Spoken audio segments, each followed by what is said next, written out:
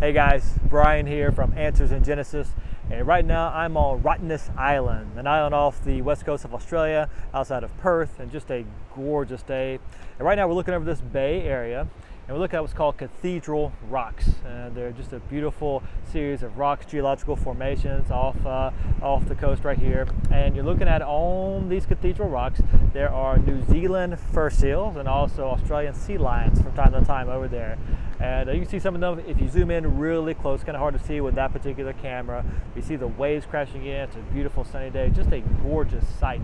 And really just beautiful to take in these cathedral rocks as we're looking at them with all the stuff around them. As I look at this name, look at the rocks and the name behind them, cathedral, reminds me of our lesson we're looking at today. As we look at the Israelites coming back to their promised land, they're allowed to return and rebuild the temple. So my connection there is from cathedral to the temple.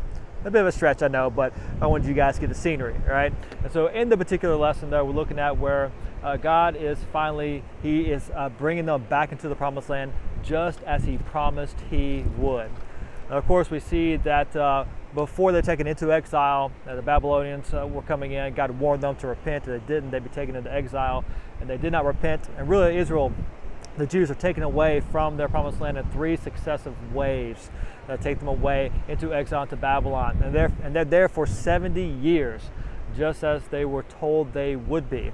And then, just as was prophesied hundreds of years in advance, then they're allowed to return back to their promised land through a king named Cyrus. Of course, we recognize that Isaiah the prophet named King Cyrus by name hundreds of years beforehand, as he'd be the one that God would use to allow Israel to return and rebuild the temple. And that's exactly what takes place. And what an amazing reminder as we look at this, that of course God is God. He lives outside of time. He's not bound by time. He sees the end from the beginning, and He's working all these things to accomplish His purpose.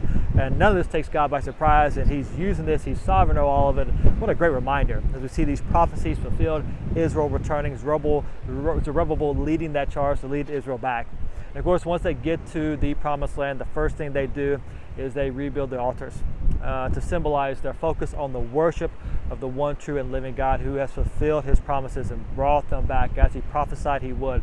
And the point of this was to really symbolize that worship of God was to be the center of their lives.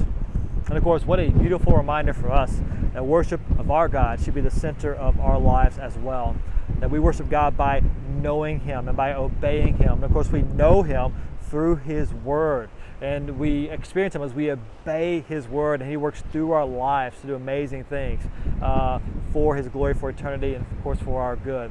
And so we see that just symbolized there as they're putting the worship of God as the center of their lives. The worship of God should be the center of our lives as well. And they start to rebuild the temple.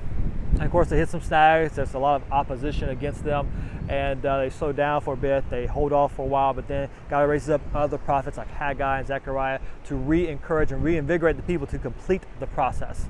And eventually the temple is finally rebuilt. So the altar is reestablished, the temple is rebuilt, and the people rejoice. Because what a beautiful symbol of how God has been so sufficient for them, and He has brought them back, and they are reestablishing the sacrifices in the temple, the worship, the feast, the Passover, all those sorts of things, showing them that really God's brought them back just as He promised He would. And of course, we recognize in the bigger scope of history, He's bringing them back to establish them as a nation, and then from that nation later on to bring the Messiah. He'll be the ultimate sacrifice. Of course, all those sacrifices in the temple and the feast and all that stuff was pointing to the coming perfect sacrifice, the coming perfect Messiah who will provide salvation for our souls like only He can do. So what a beautiful reminder of that beautiful truth as we look at this beautiful landscape here at Cathedral Rocks. Hope that's been just a beautiful sight for you guys. Hope the message has been more beautiful and you're encouraged by it, and I'll talk to you guys later on.